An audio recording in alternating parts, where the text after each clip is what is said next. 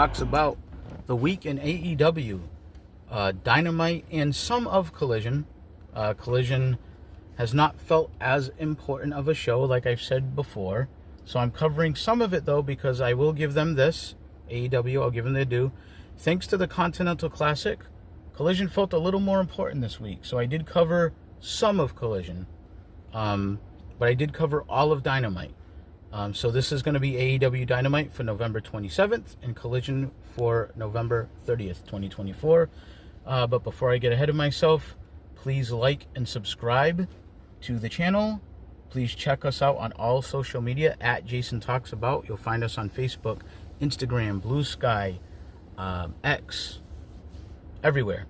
So please, Threads. That's the one I always forget about, Threads. I'm on Threads too. So check us out and give us a like, and please share and please comment. And the music you hear, as always, Reality 508.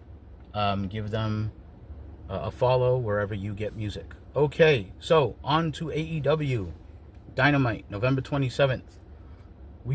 We got the Full Gear recap of everything that happened at Full Gear over the weekend. I covered that in a prior video if you want to check it out. And then we got the Continental Classic preview, and I have to say I am looking forward to the Continental Classic. I've said it before that I'm a sucker for a good tournament. I like it. The story tells itself. Everybody's in the tournament. They're trying to win the tournament. They're trying to win the prize. And in this case, they're trying to win the Continental Classic Championship, which is right now held by Okada, who is also in the tournament. So he's in the tournament trying to win it to hold on to his claim to the title. We open up the show with the Hurt Syndicate in-ring promo. I'm just going to say it again. I guess I'm going to keep saying it. The Hurt Syndicate are super over. There's MVP chants. There's We Hurt People chants. The music, the entrance, the way all the guys look. This all feels big time. They feel like mega stars, especially in AEW, because they look so much bigger. Not that they weren't big in WWE, but on average, they're way bigger than the people in AEW. So they just feel like stars. It's added an element of intrigue to the show. A show that desperately needs some more interesting characters. So I am all in on the Hurt Syndicate. And this, they did an in-ring promo about Bobby Lashley's win over Swerve, and this all led into Shelton Benjamin versus Mark Briscoe for the Continental Classic. So this was for 3 points in the group stage. I'm not going to explain the whole thing. It would take me a while. I would say just check out AEW's webpage, and it breaks down. Basically, if you know anything about soccer, or like right now the NBA Cup's going on, go Celtics, by the way,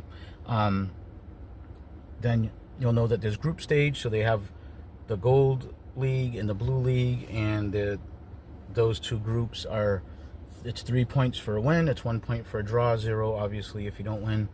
And at the end of it, the top guys that have points all get into the elimination round of the tournament. So that's it in a nutshell. But if you want more in-depth explanation, like I said, go check out AEW's social media, because or their website, because it would take me a little while to explain it all. But that's the Reader's Digest version. So back to Shelton versus Briscoe. They did display the Code of Honor. I will say that the commentary in AEW can sometimes be hurtful to the product. I did like, though, the nice touch of one good thing I'll say about Excalibur. He does know his history. He's well versed in stuff, and he talks about how Haas and Benjamin and the Briscoes used to go at it and have wars, and there's some mutual respect there. So that was good to hear for fans that might not be as familiar. I would say this was a really, really good match. The only place where they lost me a little bit is the whole hit me thing, where, you know, Jay Briscoe did the hit me, and he stands there and Shelton hits him over and over and over again. And it did get a chuckle out of me, though, when I have to confess, when Mark Briscoe did his redneck kung fu. He did the, so it was hit me, and Shelton's hitting him, and then he gives him the redneck kung fu chop to the throat and knocks him down. So that was pretty good. I made a note of the crowd. Again, the crowd was kind of divided because they do love Mark Briscoe, and they do the Dem Boys chants and all that stuff, but I gotta tell you, it was just as much, if not more, for Shelton Benjamin. There was MVP chants. I mean, I said it. The Hurt Syndicate is super over. Shelton ends up winning. I think that was the right call. My only complaint was it was very clean. I would like to see Mark Briscoe get a little more respect from AEW. He seems to lose a lot clean, but again, they are presenting Shelton as a pretty primetime player here. He only has one loss to Swerve, which is nothing to be ashamed of. So Shelton wins, and he gets 3 points in the Continental Classic to now Jay Briscoe. Excuse me, I gotta stop doing that. Mark Briscoe has none. I was gonna say during the match that Mark Briscoe went for the Jay Driller, which was reversed, which is why I keep tripping over myself here. But it was Mark Briscoe, obviously, that lost to Shelton Benjamin. Then we go to a Continental Classic promo, again, just hyping up the tournament. So I like it. Like I said, it makes the programming feel a little more important. Is it perfect? No. Is the execution by AEW perfect on anything? Probably not. But I'm happy. I'm a little more engaged. I'm a little more intrigued with the AEW product while this is going on. So for me, my personal taste, this is Jason Talks About. These are my opinions. In my opinion, the show is more interesting because of the Continental Classic. So I will give it that. Then they go to Tony Schiavone, Mercedes Moné interview on the stage. And Schiavone talks about how many are calling her match with Chris Statlander the women's match of the year. I don't know who many are, but I don't know many who are saying that. No disrespect to any woman, to either lady. They can both wrestle. The match was good. It was okay. There was definitely some mistakes and botches, especially towards the end. I don't want to be one of these, guys that's sitting here acting, tearing the ladies down or anything. It's not what I'm trying to do, but I think it's a little bit of a stretch to say that was match of the year. It was a good match. There were some problems with it. Definitely not match of the year in my mind. But anyway, in this segment, Mercedes was about to fire Camille. Camille told her to shut up. She said, "You can't fire me because I quit." It was very awkward. At one point, she said, "Are you stupid or are you dumb?" I didn't know what was going on. It was like third grader insults. The Camille thing has been such a botch that I really hope that they're just going to reset. It looks like she's legit hurt. Her arm's in a sling. The best thing for her would just be disappear for a while and come back and just destroy people, because that's what she should be doing. They already wasted a big match, I think, with her and Chris Statlander. That just meant nothing. That could have been built into something good. So I would just like to see Camille just go away and come back, because they have just totally fumbled her whole run, and it's kind of sad to see because she has a ton of promise. She's a beautiful woman. She's big. She's strong. She can wrestle. She dominated the NWA for a long time, and what they've done with her, I just can't comprehend who thought it was a good idea. Then it just ended with, the interview ended with Monet just screaming on the rampway in the crowd saying, "You deserve it." They did the big boom recap with the Costco guys and the Rizzler and all those people that I don't know a lot about. Again, I'm not insulting them. I just don't know a lot about them. But apparently they have huge followings, and if it helped to get eyes on AEW, good for them. And the word is that this guy had a broken foot and still finished the match. So I'm sure he got a lot of respect from the boys for that. Okay, now we go to Jericho versus Ishii for the Ring of Honor Championship. This was just bad. It's sad. Chris Jericho is one of my all-time favorites, but I don't know. Just watching him now, to me, it just kind of makes me sad. This match was just bad. Ishii can barely move. He can barely go. Big Bill was on commentary. It started off with just endless chops, just chops and chops and chops, because quite frankly, it's kind of like when Suzuki fights now. That's mostly all these guys can do. It's just a spectacle of how many chops and how red their chest is going to get and how many forearms can they no-sell. It's just bad. It's just not, I just want to go to sleep. It's just, there's no entertainment value. And only the hardest core of fan of Japanese wrestling or Jericho, whatever, is into this. I mean, the crowd was saying chop forever, and I don't know if that was admiration or just kind of, well, we're bored, so let's have some fun and chant something. They were talking about a little sapling that Big Bill brought to commentary and gave Tony Schiavone. There was more chops. They went to the outside of the ring and they were fighting out there. They went back inside and they did chop exchange again. These chop exchanges went on for, I'm not kidding, I would say 2 or 3 minutes straight, just chopping each other. Then they started doing slaps. So Jericho slaps Ishii, and Ishii no-sells it and slaps Jericho, and then and then it was almost just back and forth. It was like these girly slaps back and forth. I took notes. I wrote too long. It was just going on forever with just chops and slaps and the occasional wrestling move, I guess. I actually heard some booing at some point. Not boo like boo Jericho, we hate you, like just boo like end this match. Finally, there was a Judas effect and Jericho wins. This match was just terrible. It's awful. I don't know why, like, Jericho at this point should be wrestling people that can, like, enhance him, not guys like Ishii who can barely do anything. And Jericho is not what he used to be. And I'm not knocking him at his age, but it is what it is. And this was just bad. And if someone was, caught up in the show with the Continental Classic stuff and the Hurt Syndicate looking like stars and whatever, and then you go from that to like the awkward Mercedes Moné and then this Jericho stuff, man, I don't know. You probably started bleeding viewers at that point, but I have no data to back that up right now, but I would assume that that's what happened. But we'll see. We go in the back and Renee is with Swerve and she talks about the brutal loss and how he's going to rebuild. And then they had Caster walk by and kind of interrupt and snicker and say some smart remark. And Swerve took him and threw him up against the wall. And the Caster character is just so cringe, and his heel turn, I guess, has been so just inexplicable and sudden. I don't know. This is just bad.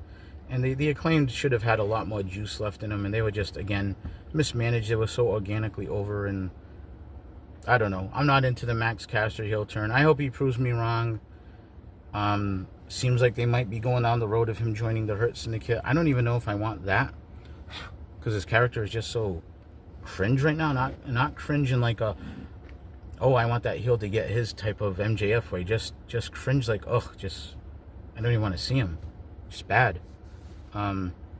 Prince Nana, for some reason, was like, okay, boss, okay, no, boss, not here, and kind of getting Swerve off of Caster. I don't understand why. I mean, if Caster's going to walk by and, make little snide remarks, and you're both fighters, then maybe he should get punched in the mouth. I don't know why the manager has a problem with that, but whatever. There was an issue, and he broke it up. I guess they needed to find a way to break it up. Then we go to the ring, and Shivani is now interviewing Hangman. And I'm a little more intrigued with Hangman. I find him more interesting in his current iteration of his character. He comes out, and he says that he wants the men's heavyweight championship. I don't understand why he had to verify it was the men's championship, but, it's probably just a little slip of the tongue there. And then Jay White comes out, interviews the interview. The crowd is so lukewarm for Jay White. Again, a guy that's just babyface somehow just because, and that's part of the problem with AEW. I think it's hard for the fans to really get behind characters and invest in them, because you don't know if they're going to be faces or heels, or if it's even going to make sense if they are. So the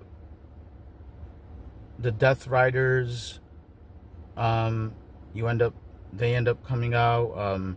Shafir comes out, There's a brawl between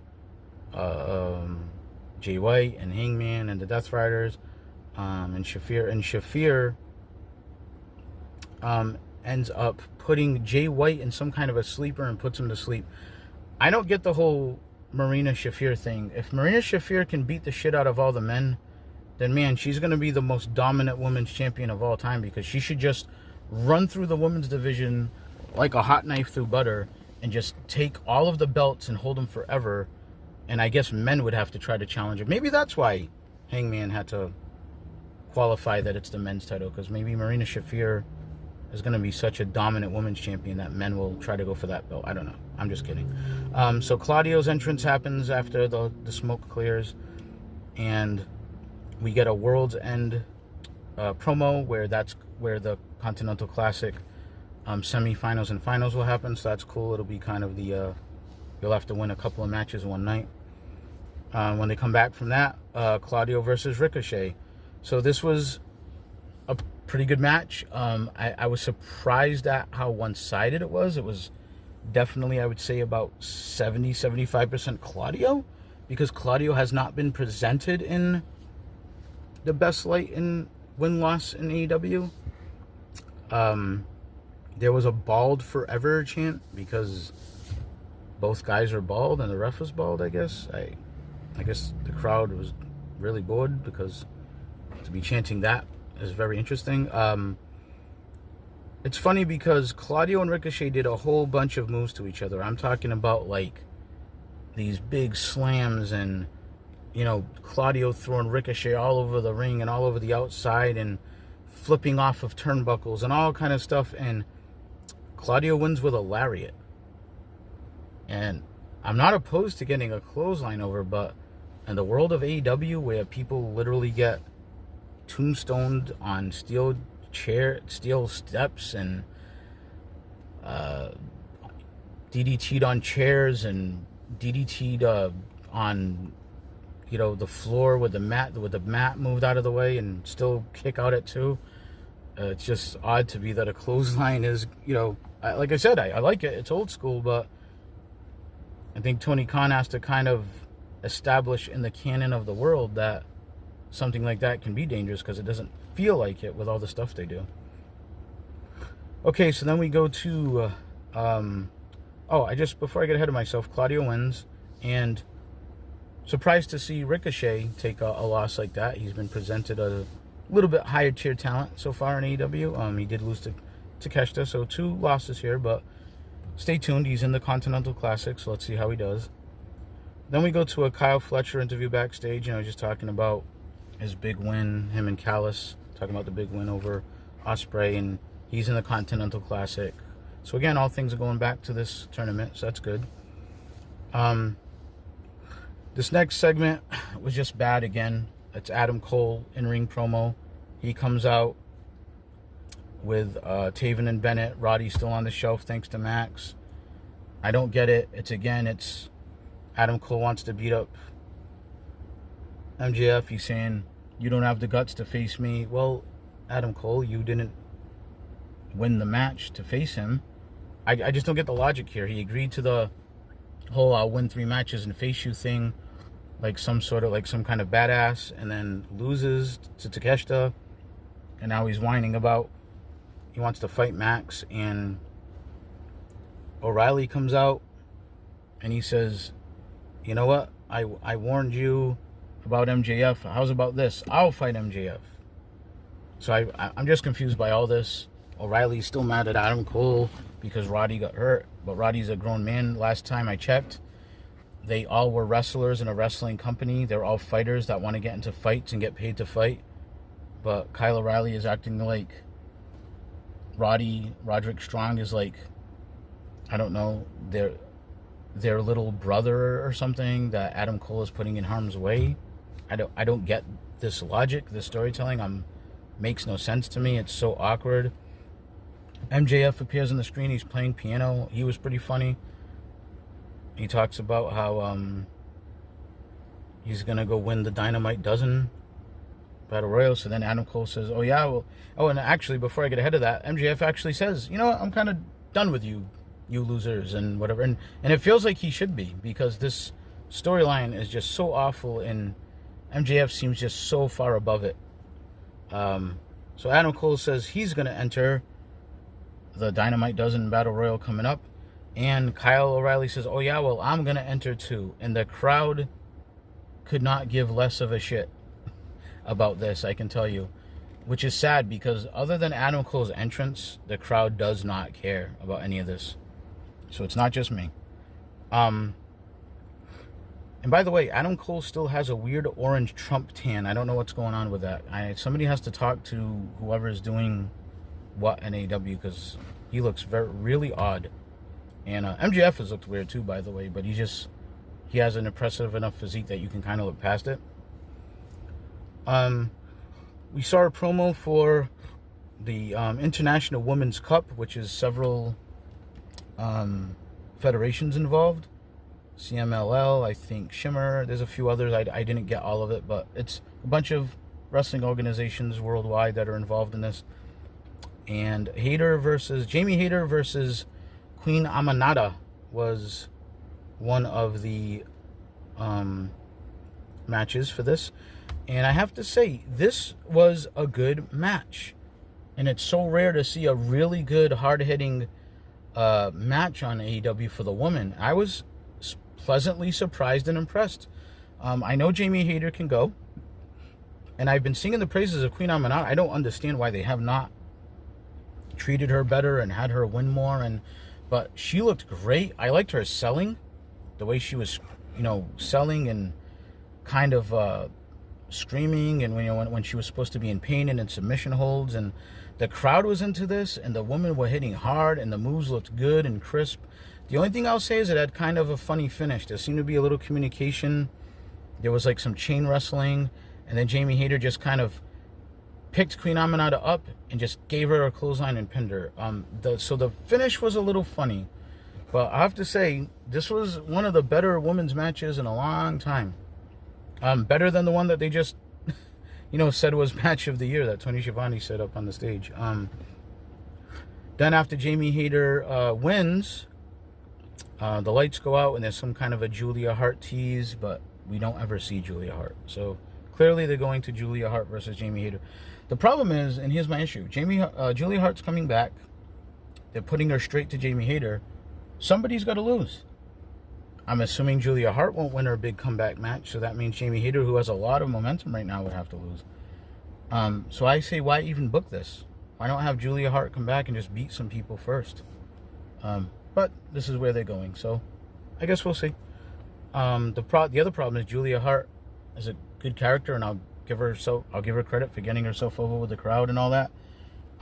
She's gonna be so small next to Jamie Hayter, and she's the heel, so it's gonna be weird. All right, so we go in the back, and Renee is interviewing Mina Shirakawa, and she's talking about how her heart was broken. She knew Mariah would try to turn on her at the pay-per-view.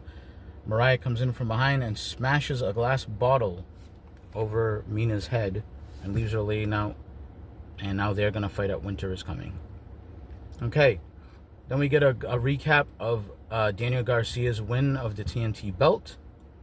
And they advertised that Okada is going to fight Garcia in the Continental Classic group stage on Collision. So again, making Collision feel a little more important here. There's going to be tournament matches that have implications to the pay-per-view on Collision. So it's not a total throwaway show. And here you're going to have champion versus champion. You're going to have Garcia, the new TNT champion, against Okada, who is defending the Continental Championship in the tournament. Intriguing. The only thing I would say is, my initial thought was, wow, somebody's got to lose, though. You got champion versus, and Garcia just won the belt, so he definitely shouldn't be taking a loss in my book, but I definitely wouldn't put him over Okada, so I guess we'll see what they do. And then we go to a match for the main event, which I really liked, was Darby versus Brody King for the House of Black. And again, Continental Classic match, stakes here, feels big.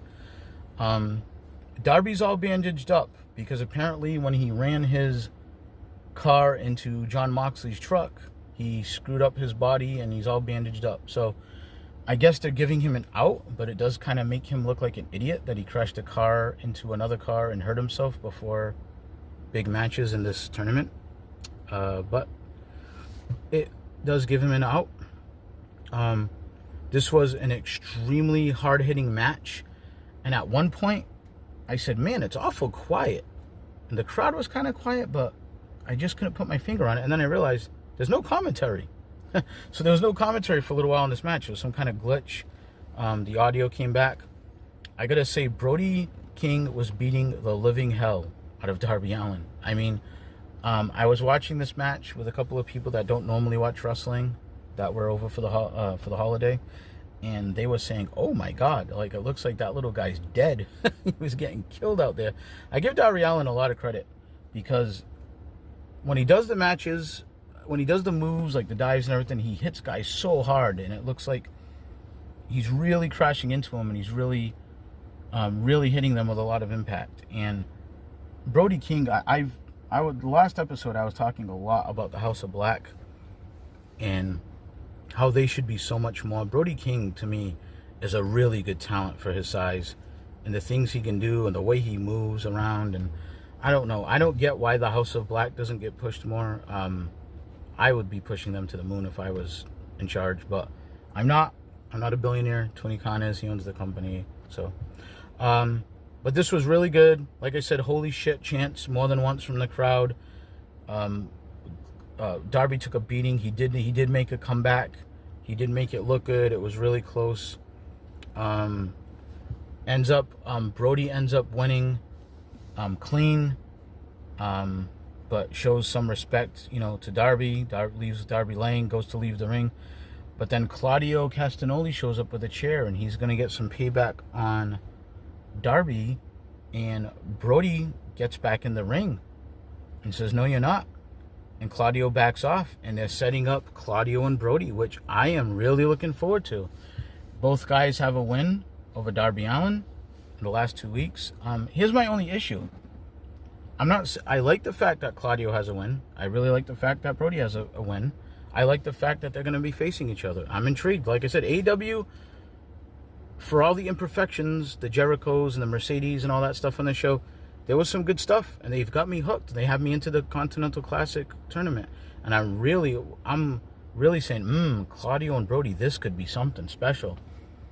My only issue is in the middle of all this is that Darby has 2 losses in a row, and he's supposed to be one of the guys that's wants to go take down Moxley for the world belt. So he probably shouldn't be taking all these losses. That's my only issue, is just I would book it a little differently so that it's not Darby taking those losses. But it is what it is. I'll take it. It's not perfect, but I'm intrigued and I'm interested. Okay, so I did say I wanted to cover Collision.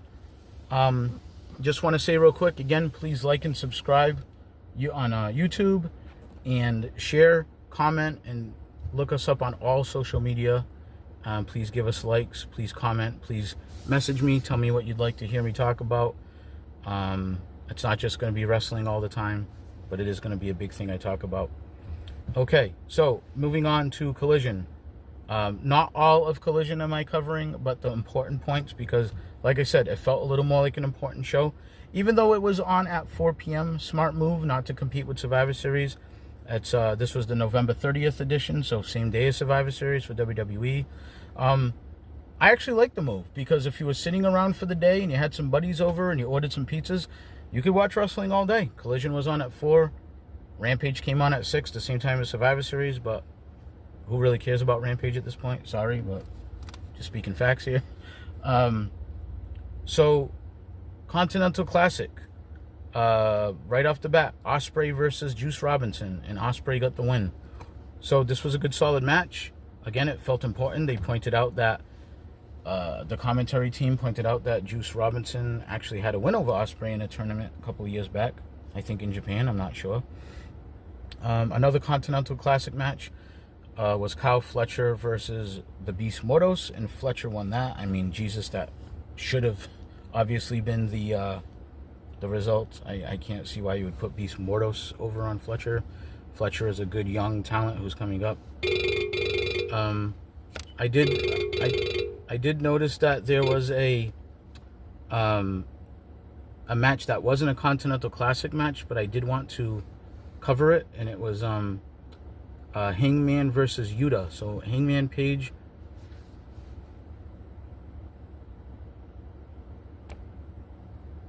versus Wheeler Yuta, and the crowd was for Hangman, actually, so that was pretty interesting.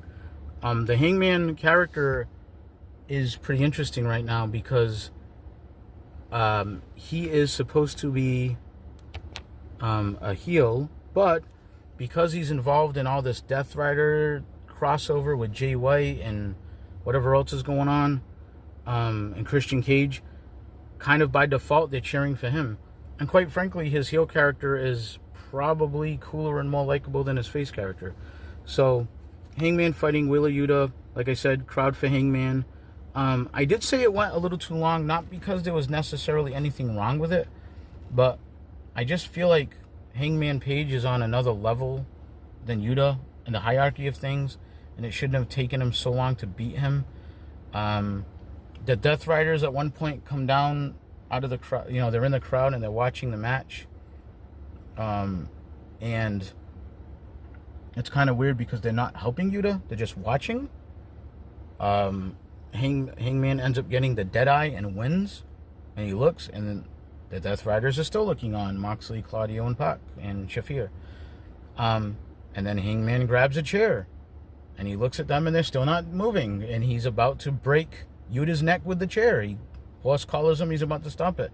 And then Jay White, of all people, comes out and stops him. I don't know why, but he does. And then he ends up, chasing Hangman off with a chair. And then he hits the Blade Runner on Yuta while the Death Riders keep watching. So I guess they don't like Wheeler Yuta much. Then they go backstage, and Hangman is backstage, and Christopher Daniels is trying to talk sense into him. And Hangman basically says, I don't need any advice from an old man like you and to get out of my face. And I think they're obviously setting up Christopher Daniels fighting Hangman. Hangman just dropped him last week too in some kind of backstage altercation. So I just figured that match was worth covering as well, even though it wasn't a Continental Classic match, because it's a pretty important match in the grand scheme of the main event scene for them to sprinkle on Collision. So good on them. Like I said, this Collision feels more important than usual. There was a Continental Classic match, champion versus champion. Okada, who is the Continental Champion, going up against Garcia, who's the TNT Champion. It was a good match. It was a very technical match. It went back and forth. It did end up in a draw. They might have painted themselves in a corner a little bit here with Garcia being the new champion and not being able to take a loss right away. I personally would have put Okada over on Garcia all day. But they're obviously doing something with Garcia. He's got a belt now. I guess the draw was probably the best result you could come up with at that point. So they each get 1 point in the group stage. Interesting, puts them a little behind because we've got other guys with 3 points already. But that's okay. They told the story last year with Eddie Kingston having 0 points and coming back at the end and getting all kind of wins. So it was a draw. It was a good match, 20 minutes. Okada looks like he's going to shake Garcia's hand, but gives him the finger and takes off. And that's how they went off the air. So if you're a wrestling fan watching in real time, you could get ready to watch Survivor Series. That was going to be coming up right at this point when Collision ends. So I think AEW set this up pretty well. I'm sure the ratings aren't going to be great because it's 4 p.m. on a Saturday. But I get their strategy here. Like, hey, come check us out for a couple hours before you watch the other show. So I like it. And you know what? Wrestling fans, we're eating well right now. AEW is not perfect, but I got to say, this Collision was actually a pretty good show. Collision, I ignore a lot, or I don't cover it all the time because it just doesn't feel important. Like I said, the Continental Classic makes it feel a little more important, and this show felt almost as good as like a Dynamite. I might say maybe a little better than Dynamite this week, just because of the Jericho and Mercedes stuff that kind of dragged it down, and a couple of other things. But that is my opinion on the week in AEW. I'm not covering Rampage. Apparently it was a Lucha Libre edition with people from CMLL. I don't really care, no offense to them, but I'm not into it. I don't watch CMLL. I'll watch them if they're interacting with AEW people sometimes at a pay-per-view or something, but I don't care enough to watch it, and Rampage is going to be gone soon anyway, so it's such a C, D, E, F show at this point. I'm not going to waste my time unless something real big happens on it. But I doubt it, because why would they put anything real big on it? But that concludes my week in AEW. Again, thank you for listening. Please like and subscribe. Please share. Please comment. Check us out on all social media at Jason Talks About. On most social media platforms, you'll find me that way, or Jason Medeiros. I will be back for the Survivor Series recap. I will be covering the Survivor Series and War Games, so please stay tuned for that. And thank you for listening, and we will see you next time.